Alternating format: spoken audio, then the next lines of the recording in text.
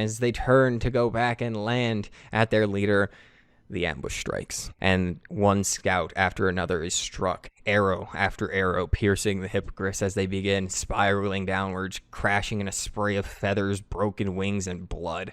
And moments later, riddled with arrows, more of the riders fall. Panic ripples through the sentinels and the encampment as it becomes clear that the Horde had marked the skies, and it is a trap for anyone to try and flee through the air. As Haldrissa, second in command, calls for them to form ranks, shields locked, archers knocked, glaives gleaming, the flickering light of campfires as the first wave of orcish arrows rain down into their defenses, as screams echoes, more of these sentinels falling from the ramparts as Haldrissa makes her way up to the top, where she ducks an arrow shaft that whistles right past her cheek. Drawing her bow, she begins firing into the dense tree line. She catches glimpses of the orc shadows moving with deliberate precision, knowing that this is no reckless raid, this is a calculated assault, and she immediately calls for a counter volley as the sentinels respond with deadly accuracy, their arrows hissing through the night, felling several of these lurking shapes, but the orcs simply melt back into the cover of the tree line.